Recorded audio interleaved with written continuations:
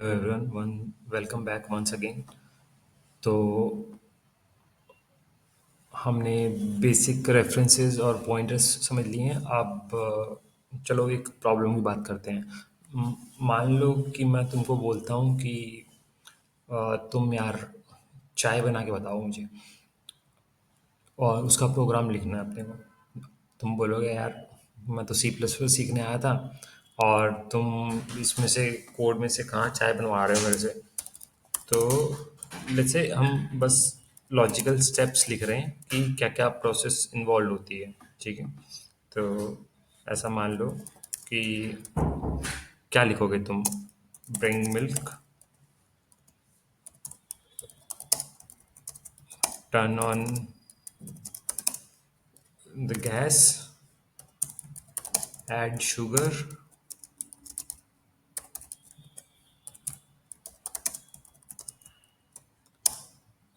May be boil for some time,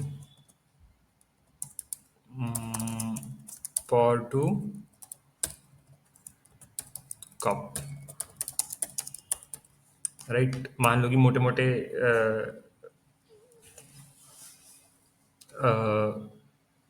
जो steps हैं वो तुमने ऐसे कर लिए। तो तुम्हारे पास मान लो कि कस्टमर आ रहा है कि कस्टमर वन आया और तुमने ये स्टेप्स किए और चाय बन गई। ठीक है, अब तुम मान लो कि इसको रन कर लो, तुम्हारे हो गए। अब मैं अगर तुमको बोलूँ कि यार कस्टमर टू आया है, अ, तुम चाय बना के तो बताओ मेरे को, तुम क्या करोगे? तुम बोलोगे अरे यार ये सारे स्टेप्स वापस से कॉपी करके यहाँ डालने पड़ेंगे, और तुम अगर ऐसा करोगे तो कस्टमर टू की भी बन जाएगी। ठीक है, तो एक बार को तो तुम बोलोगे कि हाँ सही है, क्या दिक्कत है। अब मान लो कि तुम्हारे पास दिन के 100 कस्टमर आ रहे हैं, तो अब तुम बैठ के ये कोड कॉपी थोड़ी करते रहोगे, और सडनली मैं तुमको बोलूँ कि कुछ और स्टेप भी डालना है। ठीक है, इसके अंदर जैसे मैंने तुमको बोल दिया कि इसके अंदर जिंजर डाल दो। ठीक है, अब जिंजर डाल दी तो अब तुमको ये चीज़ जो है वो सब में कॉपी करनी पड़ेगी। तो जो तुम देख रहे हो कि एक सिंपल सा काम अगर हमको बार बार करना पड़ रहा है तो रिपीटिशन हो जा रही है। तो इसी रिपीटिशन को बचाने के लिए जो भी, मान लो कि एक ऐसी चीज़ है, उसको हम एक ऐसे मॉड्यूल में डाल सकते हैं जो बाकी लोग भी यूज़ कर सकें। तो उसको हम फंक्शन बोलते हैं। फॉर एग्जांपल मैं एक फंक्शन लिख के दिखा देता हूँ, तो इसको मैं मेक टी बोल देता हूँ, और ये सारा का सारा मैंने इसके अंदर डाल दिया। ये पूरा का पूरा उठाया मैंने और इसके अंदर डाल दिया, ये बन गया मेक टी। अब मेरे को कोई फर्क नहीं पड़ रहा। अब मेरे को तुम बोलो कस्टमर वन है, कस्टमर टू है, मैं कुछ नहीं बोलूंगा तुमको। मैं बोलूंगा तुम बोलोगे कस्टमर आया जी, मैं क्या बोलूंगा मेक टी, क्योंकि मैं मेरे को तो वो आता है ना मेक टी करना। तो अब मैं सीधा मेक टी कर दूंगा। अब देखो, अब तुम 100 कस्टमर ले आओ चाहे, सब सब कॉपी हो जाएगा। अब मान लो कि तुम बोलोगे कि यार रेसिपी चेंज करनी है, इसके अंदर इलायची भी डालनी है। ठीक है, डाल देंगे। अब ये सब में रिफ्लेक्ट होगी। तो फंक्शन का काम ये है कि अगर कुछ भी ऐसा रिपीट हो रहा है और हमको मल्टीपल जगह पे यूज़ करना है, तो फंक्शन उसको यूज़ करो। अब कोई नई चीज़ नहीं है, जब से हम सी प्लस प्लस सीख रहे हैं, जो फर्स्ट एंट्री पॉइंट है सी प्लस प्लस प्रोग्राम का वो इंट मेन ही है। इंट मेन अपने आप में एक फंक्शन है, जो कि यहाँ से एग्जीक्यूशन स्टार्ट होती है। ठीक है, तो अब तुम बोलोगे कि यार यहाँ पे तो तुमने इंट मेन लिखा था, यहाँ पे वॉइड लिखा हुआ है, यहाँ पे ये नाम, तो क्या फंडा है? तो इन जनरल अगर हमको किसी फंक्शन को समझना है तो फंक्शन में 3 या 4 चीज़ें होती हैं मोटी मोटी। सबसे पहले होती है रिटर्न टाइप। अब आप बोलोगे रिटर्न टाइप क्या होती है, समझ लेंगे हम। उसके बाद होता है फंक्शन का नाम। ठीक है, और उसके बाद होते हैं यहाँ पे आर्ग्यूमेंट उसके, और फिर यहाँ पे इसकी लिखी जाती है बॉडी। ठीक है, इसको बोल दिया बॉडी। अब हम देखना चाहेंगे कि जो अभी तक हमने दो फंक्शन लिखे हैं उसके साथ मैच कर रहा है क्या नहीं कर रहा। हमने इंट मेन लिखा। हमने बोला था कि एक रिटर्न टाइप होती है, तो इसके अंदर रिटर्न टाइप होगी इंट। इंट हमने देखा हुआ है, इंट, कैर, फ्लॉट, लॉन्ग, डबल, ये हमने टाइप सीखे हुए हैं। फंक्शन नेम हमने देख लिया कि मेन है, इसमें इसमें मेक है। हमने फिर बोला कि आर्ग्स। अब ये आर्ग्स क्या होता है, इसमें भी कुछ नहीं है, इसमें भी खाली है, इसमें भी खाली है। तो आर्गुमेंट्स भी वही है, कोई भी डेटा टाइप पास कर सकते हो तुम। जो भी डेटा टाइप अभी तक तुमने सीखे हैं या तुम आगे सीखोगे, कुछ भी पास कर सकते हो। लाइक जो भी परमिटिव डेटा टाइप है, इंटीजर है, फ्लोट है, कैरेक्टर है, सब पास कर सकते हो। चलो एक सिंपल इसको सीखने के लिए करते हैं कि मैं बोलता हूँ कि दो नंबर हैं, इंट ए और इंट बी, तुम उनका सम कर दो। ठीक है। अब तुम ऐसा बोल सकते थे कि आप मुझे एक काम करो कि अब ये मेक टी को हटा देते हैं ना। कि इंट ए लिया हमने 5 ले लिया, और इंट बी हमने 10 ले लिया, और तुमने बोला कि जब सम करने का बोला था तो ए प्लस बी कर दिया तुमने, और तुम बोलोगे कि सी की वैल्यू जो भी है दोनों को सम करके मैंने निकाल दी। ठीक है जी, आ गया। और तुम बोलोगे कि हाँ 5 और देखो हमने सी को इनिशियल डिक्लेयर नहीं किया, अब डिक्लेयर कर देंगे तो कंपाइलर चले जाएगा। 15 आ गया। लेकिन अब मान लो कि मैं तुमको बार बार, अब जो भी यहाँ पे प्रोग्राम लिख रहा है उसको ये फॉर्मूला नहीं पता। आज ये सिंपल फॉर्मूला है ए प्लस बी, हो सकता है कि तुम उसमें कुछ और कंडीशन डालो, मतलब सम में तो क्या ही डालोगे, लेकिन कुछ और ऑपरेशन होता, सम नहीं होता। तो तुम बोल सकते थे ना कि मुझे फॉर्मूला नहीं पता, तो मैं एक फंक्शन यूज कर लूंगा इंट सम। उसके अंदर मैं एक इंट ए लूंगा, इंट बी लूंगा, और मैं रिटर्न करा दूंगा ए प्लस बी। तो यहाँ पे तुम ये कर सकते थे कि अब क्योंकि तुमको सम का फॉर्मूला पता है, पर अगर मान लो कि तुमको सम का फॉर्मूला नहीं पता, तो तुम किसी से पूछ के, किसी ने तुम्हारे लिए एक एपीआई लिख दी सम, ये फंक्शन लिख दिया। Function API generally interchangeably use होते हैं। अब देखो कुछ आया नहीं क्योंकि हमने सी को प्रिंट नहीं किया, तो हम सी को प्रिंट कर देंगे, तो 15 आ जाना चाहिए। अब मान लो कि मैं इसको इसको 15 कर देता हूँ, अरे इसको 12 कर दूं, उसको 10 कर दूं, तो 22 आना चाहिए आंसर, आ गया। तो अब देखो, इसको हमने जो भी सीखा था उसके हिसाब से चल रहा है कि नहीं चल रहा।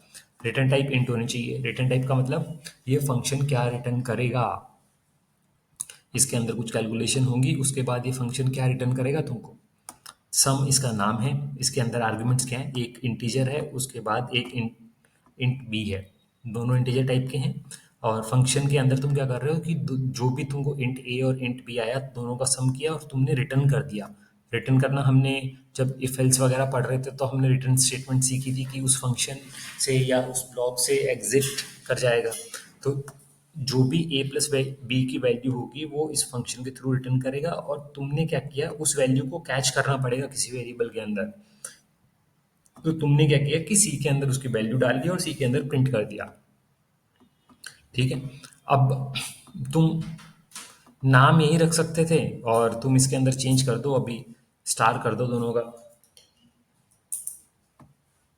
स्टार कर दिया तो अगर यहाँ से जो सम कॉल करोगे तो ये मल्टीप्लाई हो जाएगा, मल्टीप्लाई होगा तो 12 × 10 120 हो जाएगा।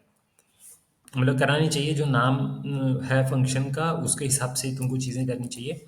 और एग्जांपल ले लेते हैं अपन कोई। हम्म,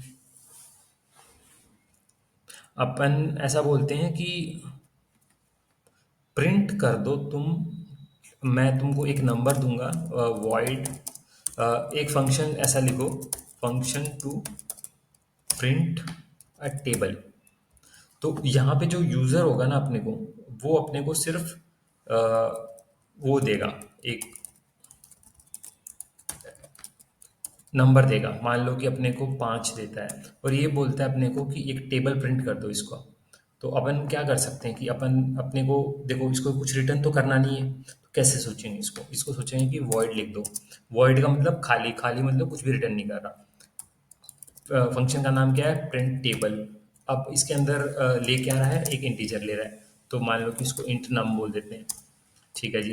अब तुमको बोला कि इसका टेबल प्रिंट करना है, तो हमको पता है टेबल कैसे प्रिंट करता है, हमने फॉर लूप भी सीखा था कि int I equals to one, I less than, हम 10 तक ही जाएंगे, टेबल 10 तक प्रिंट करेंगे। और आई प्लस प्लस हमको क्या करना है, cout num num into i equals to num into i, और इसको हम हैंडल कर देंगे ताकि खत्म हो जाए। तो अब देखो, हमने फंक्शन बना दिया, फंक्शन ने कॉल किया 5 के लिए किया, तो जिससे ही ये हुआ 5 को प्रिंट कर दिया उसने, 5 का टेबल, 5 10 15 20 50 तक। अब मान लो कि तुमने ये सेम फंक्शन तुम बार बार यूज कर सकते हो कि प्रिंट टेबल कॉल कर दो 6 के लिए, 7 के लिए, कौन सा मजा आता है, 10 के लिए कर दो ताकि तुमको आसान हो। जैसे ही 5 का खत्म हुआ तुम 10 का किए। अब दोनों में अगर मान लो कि तुमको ऐसा है कि खत्म होने पे कुछ मार्किंग चाहिए, तो तुम ऐसे ही कुछ मार्किंग्स डाल दो कि इतना आ जाए। तुमने ये स्टार्ट और एंड में डाल दो बस, ताकि तुमको डिफरेंस पता लग जाए कि नया प्रिंट कब चालू हुआ था। और एंड एल लगा देना, नहीं तो यार सेम लाइन में आता है ना, तो फिर बहुत गंदा दिखता है। ठीक है। अब देखो, अब तुम दोबारा करोगे तो 5 का आ गया, उसके बाद लाइंस आ गई, फिर 10 का आ गया। तो अब देखो, तुमको एक टेबल प्रिंट कराना था, तुमने एक छोटे से ब्लॉक के अंदर वो कोड लिख लिया, अब तुम बार बार करा सकते हो, अब तुम कितना भी करा लो। अब मान लो कि मैं यही बोलता हूँ तुमको कि 1 से लेके 1 to 10 के टेबल प्रिंट कराने हैं। अब तुम बोलोगे यार मैं बार बार प्रिंट थोड़ी लिखूंगा, तो हमने फॉर लूप सीखा हुआ कि एक रिपीटेटिव स्टेटमेंट को ही तो करना है। तो हम ये कर सकते हैं ना, int I equals to one, I less than equals to 10, I plus plus, और अब क्या करा दें, इसमें से प्रिंट टेबल कॉल करा दें, और आई के लिए करा देते हैं। तो आइडियली क्या होना चाहिए, पहले फॉर लूप चलेगा तो आई इक्वल्स टू वन है, तो print table I one call होगा, प्रिंट टेबल वन कॉल होगा, इस फंक्शन में जाएगा, एक का पहाड़ा लिखेगा वो, खत्म होगा, वापस आएगा, आई बढ़ेगा, वन प्लस प्लस प्लस होगा, आई टू हो जाएगा, प्रिंट टेबल टू कॉल होगा। तो ऐसे 1 से लेके 10 के सारे टेबल बन जाएंगे अपने पास।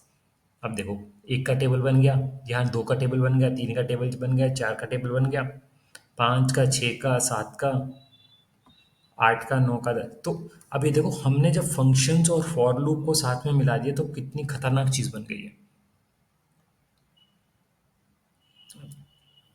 समझ रहे हो ना मेरे हिसाब से कि एक क्या क्या मैं बोलना चाह रहा हूँ। तो अब ये चीज़ें क्या कि प्रैक्टिस से ही आएंगी, कि बार बार तुम खुद कोड लिखो कि क्या चीज़ करने को। तो तुम ऐसा भी कर सकते थे इसको कि प्रिंट टेबल वन, फिर टू, फिर थ्री, फोर, 100। लेकिन ये है कि उसमें तुम बार बार लिखते रहते, लेकिन हमने फॉर लूप लगा दिया। अब मैं इसको 100 कर दूं चाहे, तो इस 100 तक का टेबल बन जाएगा। कितनी सी देर लगी हमको रन करने में, 77 का टेबल दिख रहा है अभी। तुम नीचे और जाओगे तो तुमको 81 का दिखेगा, इसमें क्योंकि बहुत ज़्यादा हो गया तो ये प्रिंट नहीं कर पा रहा। बस, अब इसको भी तुम कितना भी चेंज कर लो। तो इन जनरल एक फंक्शन जो है, एक रिटर्न टाइप होगी, फंक्शन का नाम होगा, आर्ग्स होगा, और बॉडी होगी। ठीक है। अगर मैं इसी इसी फंक्शन में जो हमने प्रिंट टेबल बोला कि इसमें वॉइड तुम्हारा रिटर्न टाइप है, मतलब कुछ भी रिटर्न नहीं करेगा, तो यहाँ पे तुम्हारी रिटर्न स्टेटमेंट नहीं होगी। No return statement because void. Void function में अगर कभी रिटर्न करना हो तो सिर्फ रिटर्न लिख सकते हो। ठीक है। कभी करना हो कि मान लो कि बीच में से ही तुमको प्रोग्राम को एग्जिट करना हो, आगे देखेंगे, आगे कभी एल्गोरिदम के कुछ क्वेश्चंस आएंगे तब देखेंगे। बट आई होप तुमको फंक्शंस क्लियर हो गए कि फंक्शंस क्या हैं, क्यों हैं, कैसे हैं। अब सिमिलरली हमने इंटीजर सीखा, अब हमने एक टाइप के लिए किया, और सम वाला जो लिया था उसमें दो हमने लिए थे। अब ऐसा भी है कि तुम दो चीज़ें कर सकते हो, कि कोई कोई भी टाइप के आर्गुमेंट्स पास कर सकते हो। जैसे मान लो कि मैं एक इंट रिटर्न करूँगा, मेरा नाम फंकी है, उसके अंदर एक इंट लूँगा, एक कैर लूँगा, और एक फ्लोट लूंगा। तो मैं करने को किसी भी टाइप के आर्गुमेंट्स दे सकता हूँ। अब कैर में क्या हो सकता है, तुम बोलोगे कि कैर या तो हम ऐसा करते हैं कि या तो वाई है,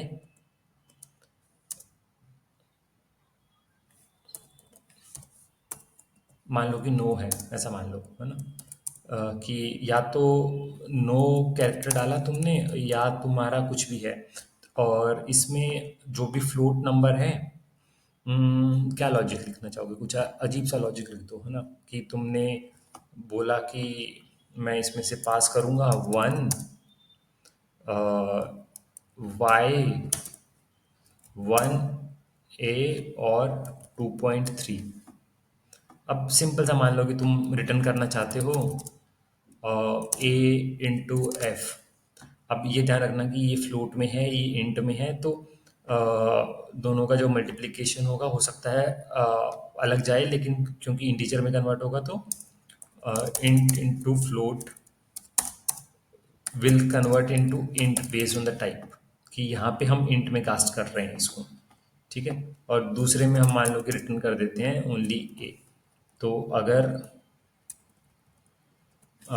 तुम ये करोगे तो तुम्हारा मान लो कि फर्स्ट फंक्शन में तुमने ये कॉल किया फंक, उसमें 1 पास किया, कैरेक्टर इक्वल्स टू एन पास किया, और फ्लोट इक्वल्स टू 2.3 पास किया, और तुम सी आउट कर देते हो ए। तो आइडली तुम्हारा ए क्या आएगा, बताओ, सोचो। और मान लो 0.0 कर देता हूँ मैं इसको।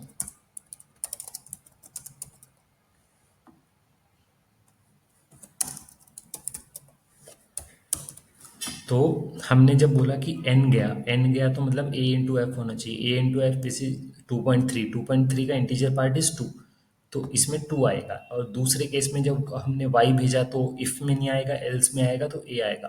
तो हमारा आंसर आना चाहिए 2 और 2 देन 4। ठीक है। तो एनी कॉम्बिनेशन ऑफ आर्ग्यूमेंट्स हम पास कर सकते हैं, any kind of return type हम कर सकते हैं। पर हाँ, जो भी जब भी फंक्शन लिखो तो मेक श्योर करो कि हम जिस टाइप का हमारा फंक्शन का सिग्नेचर है उस टाइप की रिटर्न टाइप हम पास करें। ठीक है। आई गेस हमारी चीज़ें क्लियर हो चुकी हैं मोटी मोटी। ठीक है, अगले वीडियो में मिलेंगे। Thank you.